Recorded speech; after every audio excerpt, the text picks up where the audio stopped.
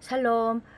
이 영상은요, 라삐님이 공항에서 처음 뵀을 때부터 이 부분이 중요하다고 전달을 하시길래, 이 부분은 좀 우리 이방인 남은 자들이 알아야 되는 중요한 부분인가 보다 싶어서 제가 여러분들과 나누는 것입니다. 이미 이 부분에 아신 분들도 계실 것입니다. 그렇지만 시기가 시기인 만큼 이런 부분에서 명확하게 갈 수 있도록 주시는 말씀이라고 봅니다. 진행 영상을 조금만 이렇게 좀 보자면 지금 7분이 모여서 이게 믿는 유대인도 계시고요.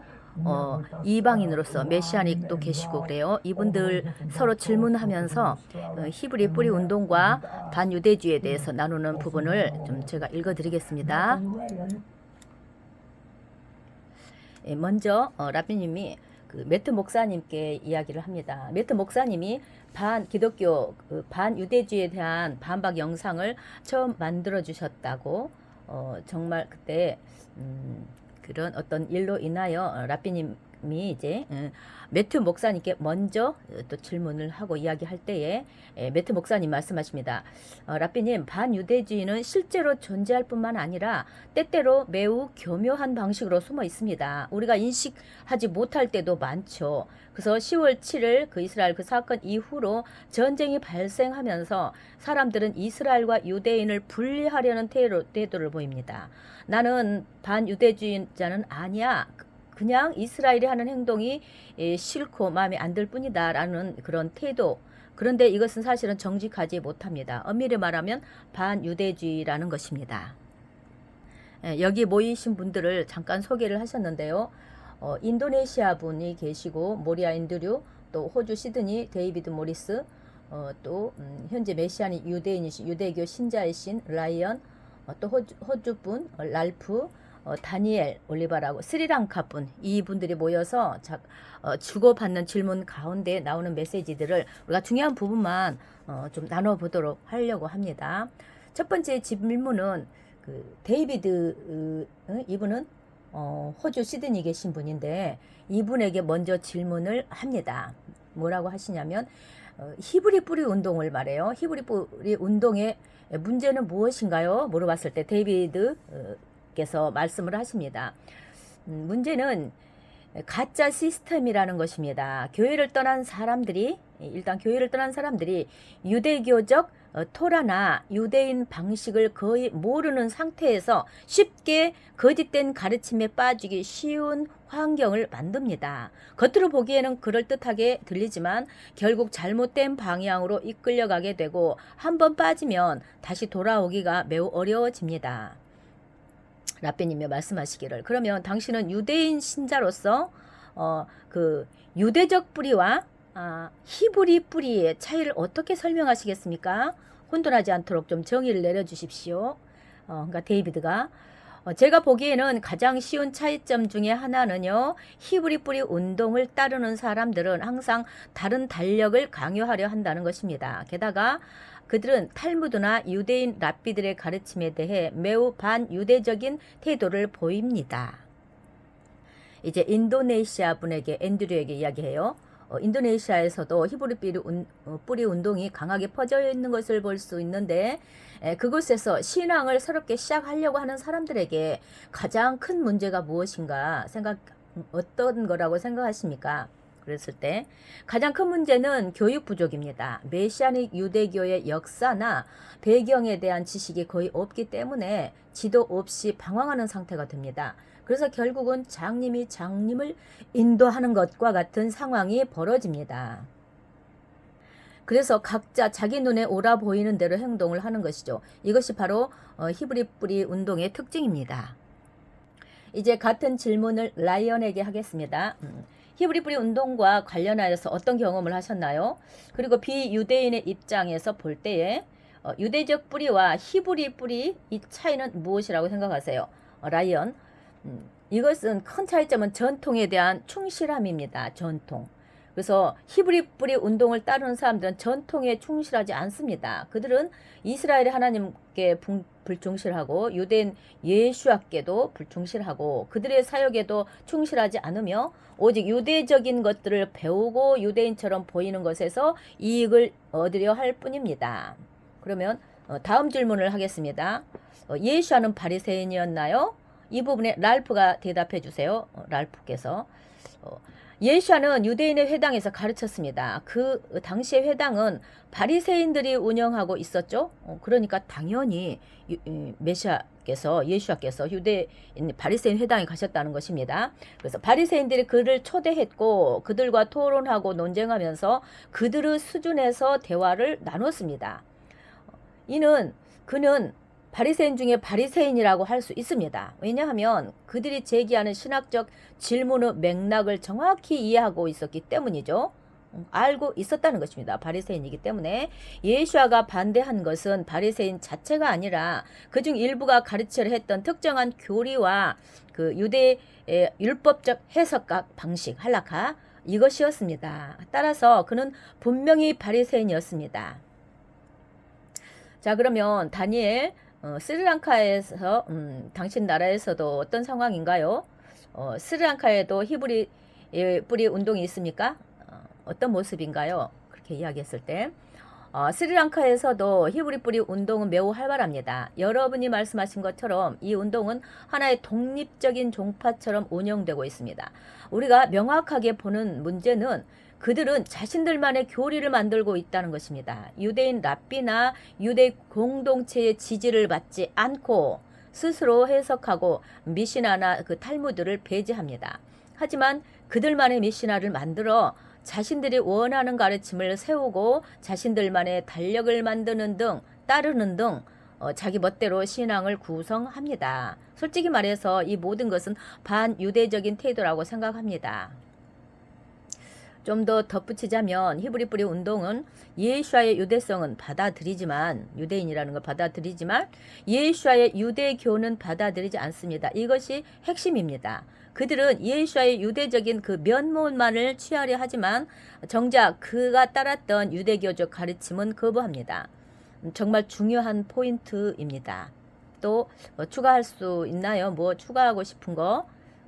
그들은 히브리 뿌리 운동이라 불리는 게 딱 맞습니다. 왜냐하면 그들에게는 유대적인 뿌리가 없기 때문입니다. 다음 질문을 합니다. 데이비드, 유대인 신자로서 당신에게 한 가지 묻겠는데요. 내가 하나님의 이름을 사용하는 게 왜 문제가 되나요? 왜 이것이 논란이 되고 왜 하면 안 된다고 하는 건가요? 사람들이 알고 싶어 합니다. 데이비드의 답변입니다. 저는 사실 세속적인 배경에서 자라났기 때문에 이 부분에 대해 깊이 연구한 것은 아닙니다. 유대인인데도. 하지만 저는 유대인 전통을 따릅니다.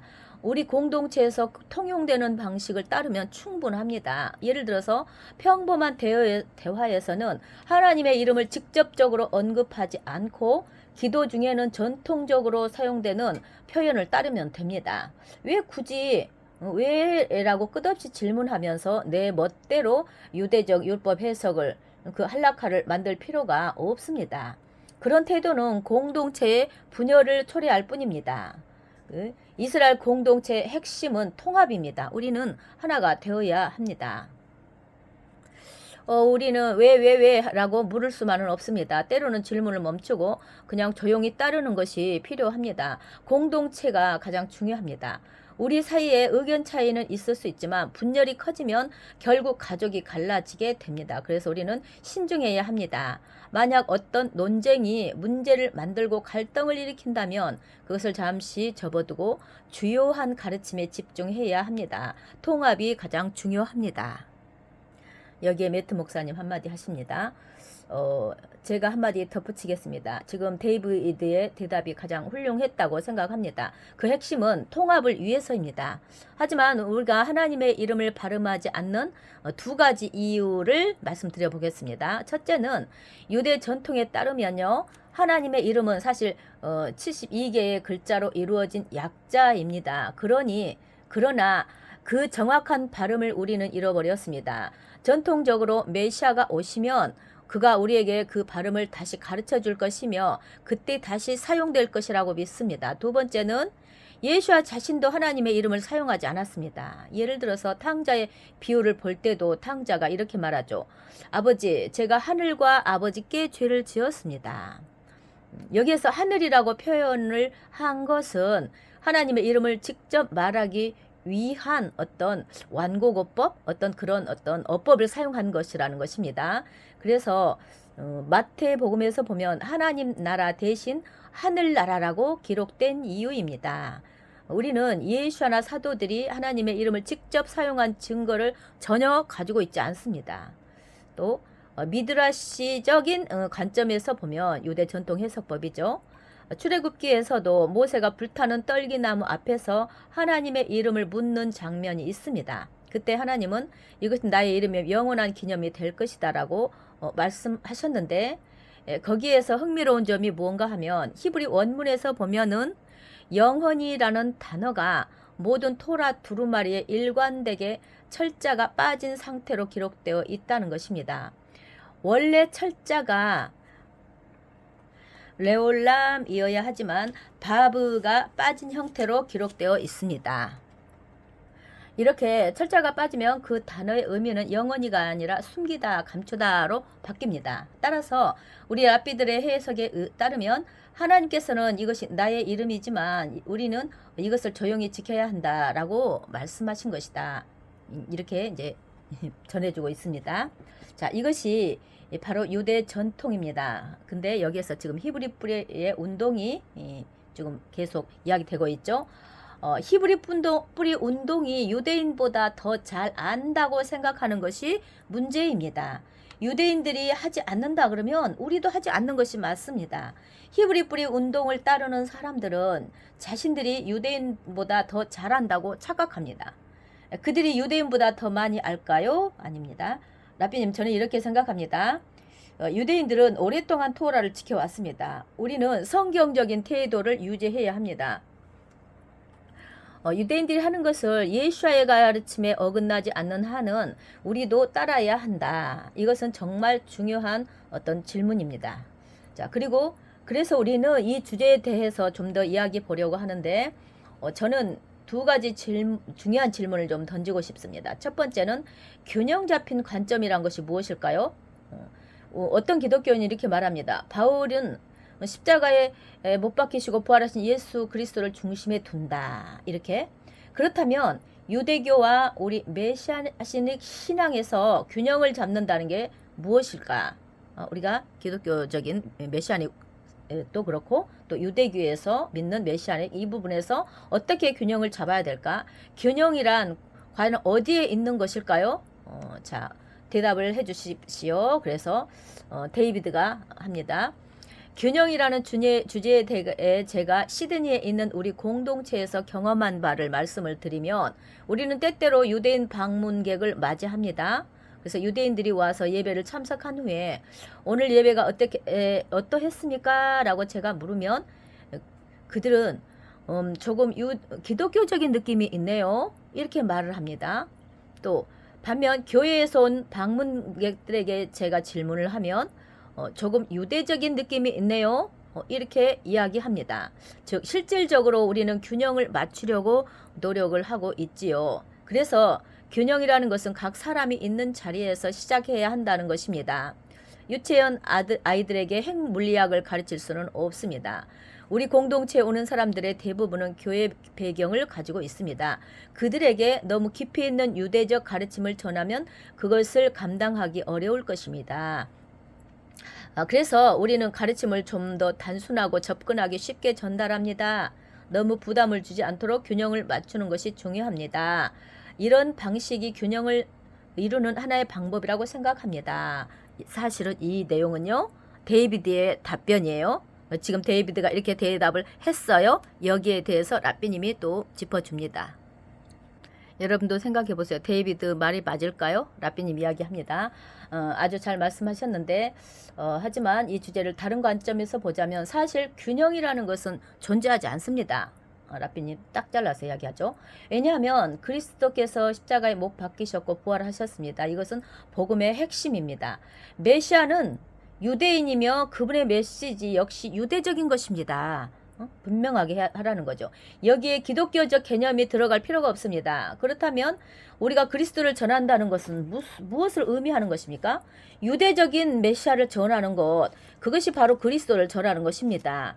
그것이 토라를 강화하고 유대인들을 그들의 완성으로 이끌며 이방인들에게 해야 할 일을 가르친다면 그대로 전해야 합니다. 만약 토라를 지키지 않아도 된다는 식의 메시지라면 그것은 진정한 복음이 아니죠. 진정한 맥락에서 복음을 전한다면 그대로 하십시오. 하지만 그렇지 않다면 하지 마십시오. 다니엘에게 질문을 하는 거예요. 그래서 다니엘 덧붙이고 싶은 말씀이 있으신가요? 이어서 내용을 보면 그래서 저는 우리가 옳다고 생각합니다. 균형이라는 것은 예수와께서 섬김에 대해 가르치신 것에 기초해야 합니다. 만약에 우리가 이것을 기독교인이든 히브리 뿌리 운동을 따르는 사람이든 어떤 사람이든 마음 깊이 만약에 새긴다면 그것을 따르는 것이 훨씬 쉬워질 것입니다.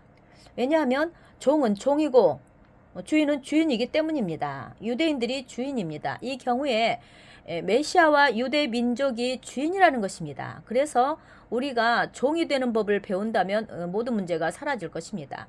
하지만 문제는 많은 사람들이 종이 되기를 원하지 않는다는 것이고 그래서 히브리 뿌리 운동을 따르거나 메시아닉 유대 교회에 들어오고 나서 결국 개종하고 싶어 합니다. 왜 개종을 하고 싶어 할까요? 주인이 되고 싶어 하기 때문이에요. 하지만 그럴 필요가 없습니다. 우리는 메시아께서 오실 때까지 종으로 남아 있어야 합니다.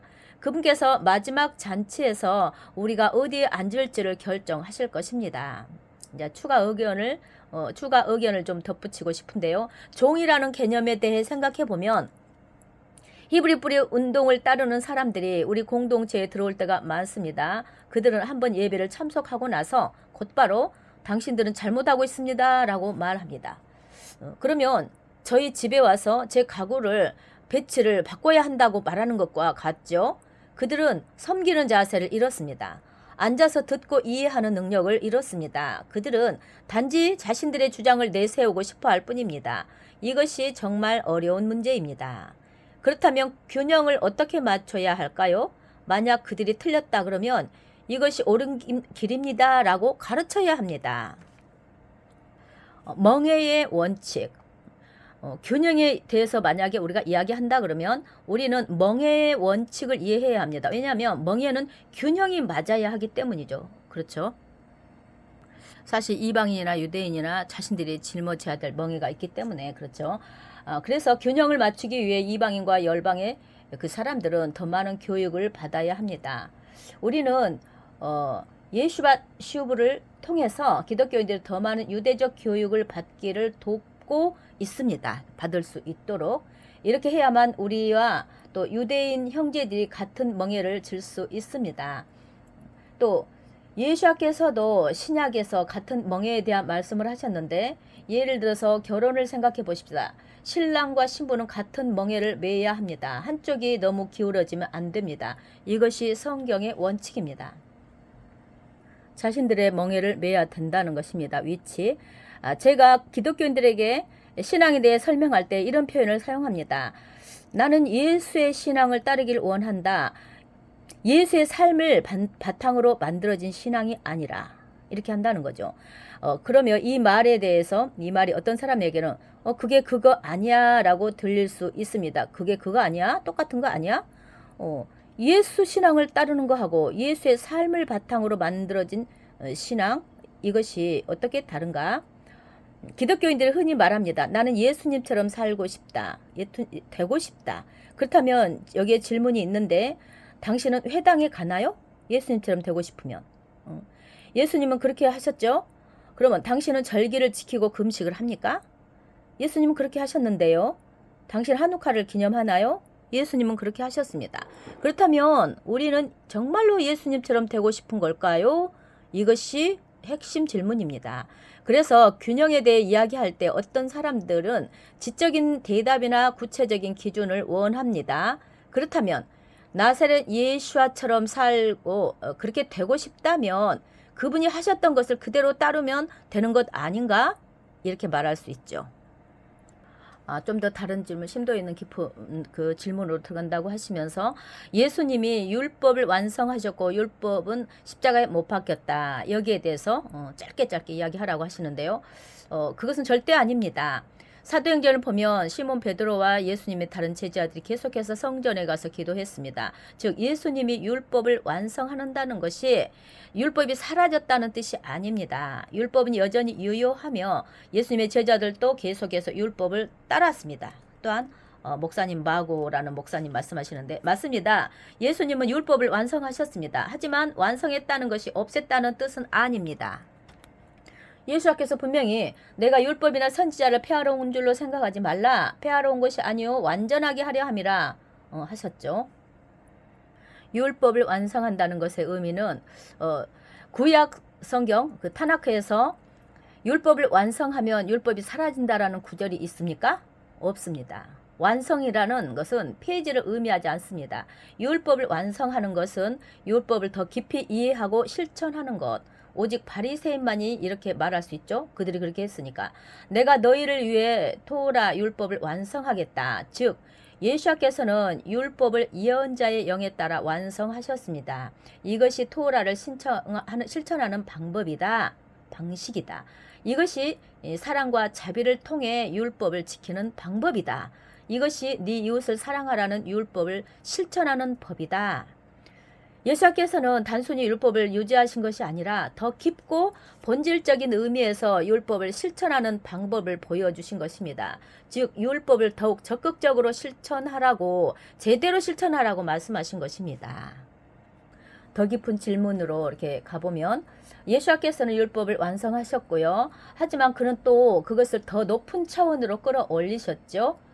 그러면 그 간음한 여인에 대한 말씀에서 있습니다. 음욕을 품고 여자를 보는 것만으로도 이미 마음속에서 간음을 저지른 것이다. 즉 예수께서는 단순히 율법을 지키라고 말씀하신 것이 아니고 그분은 율법의 더 깊은 의미를 보여주셨습니다. 율법을 완성하는 것은 더 깊이 이해하고 적용하는 것. 예수의 가르침을 보면 그분은 단순히 율법을 반복하시는 것이 아닙니다. 죄를 범하게 하는 것이 있다면 눈을 빼버리고 손을 잘라버리라. 이런 말씀들은 단순한 율법 준수를 넘어서 율법이 가리키는 본질적인 가치를 더욱 강조하는 것입니다. 즉 그분은 다가올 시대를 미리 보여주신 것입니다. 결론적으로 따라서 율법의 완성은 단순한 메시지, 단순한 폐지가 아닙니다.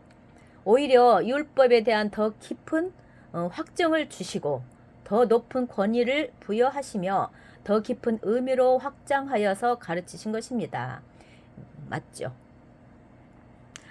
영상을 이보다 좀 길어요. 그런데 제가 일부러 조금 짧게 약간 이렇게 좀 요약해서 전해드렸는데 우리에게 남은 자, 이방인 남은 자들에게 알아야 되는 필요성을 느끼셔서 전하시는 말씀이란 것을 아시고 이게 정확하게 앞으로 유대인들 이스라엘 사역도 굉장히 다르기 때문에 제가 놀랐어요.